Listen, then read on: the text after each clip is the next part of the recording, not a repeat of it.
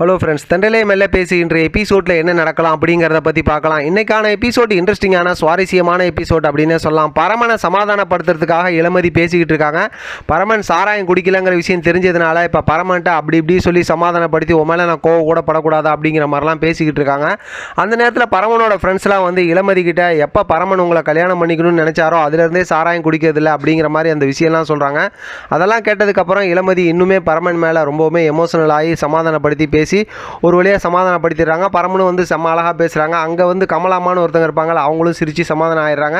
இப்போ எல்லாரும் கோயிலுக்கு கிளம்பணும் அப்படிங்கிற மாதிரி சொல்கிறாங்க. கோயிலில் தான் இவங்களோட கல்யாண பத்திரிக்கை வச்சு இது பண்ணணும்னு சொல்லியிருந்தாங்க இல்லையா, அதனால் வந்து இவங்க கிளம்புறாங்க.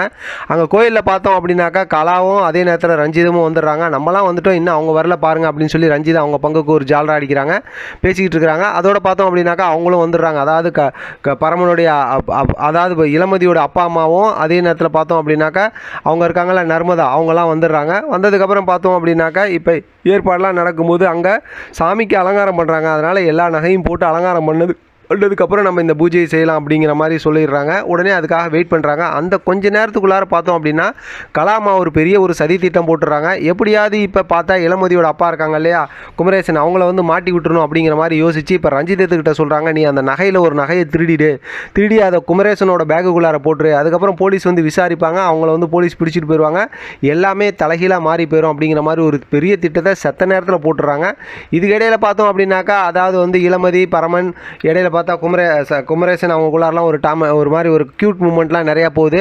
இப்போ சாமிக்கு அலங்காரம் பண்ணியிருக்கிற நேரத்தில் பார்த்தோம் அப்படின்னா அவங்கக்கிட்ட வந்து கலா வந்து பேச்சு கொடுத்துக்கிட்டு இருக்காங்க. அந்த கேப்பில் பார்த்தா பின்னாடி பக்கத்து போய் ரஞ்சிதா அந்த சாமியோட நகையை ஒன்று வந்து திருடிட்டு வெளியில் வந்துடுறாங்க.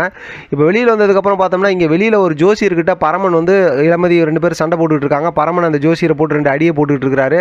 என்ன எதுங்கிற அந்த தகராறுலாம் நடந்துகிட்டு இருக்கு. அந்த கேப்பில் பார்த்தோம் அப்படின்னா கலாமா நினச்ச மாதிரி ரஞ்சிதத்தை வச்சு இப்போ பார்த்தா அங்கே குமரேசனோட பேக்குள்ளார அந்த நகை வைக்கிறது திட்டம் போடுறாங்க. ஏன்னா இங்கே நடக்கிற சண்டையை பார்க்கறதுக்கு எல்லாருமே எந்திரிச்சு வந்துடுறாங்க, என்ன இதுன்னு விசாரிக்கிறதுக்கு. நகையை வந்து அங்கே உள்ளே வச்சுட்டு வந்துடுறாங்க. இப்போ வெளியில் வந்ததுக்கப்புறம் என்ன இதுன்னு பார்த்தா அந்த ஜோசியர் சொல்கிறாரு, கல்யாணம் ஆனதுக்கப்புறம் பரமனும் இளமதியும் கொஞ்ச நாள் பிரிஞ்சிருப்பாங்கன்னு சொல்கிறாங்க. அதை கேட்டு பரமனால் பொறுத்துக்க முடியல, அதனால தான் அவரை அடித்து சண்டை போடுறாரு.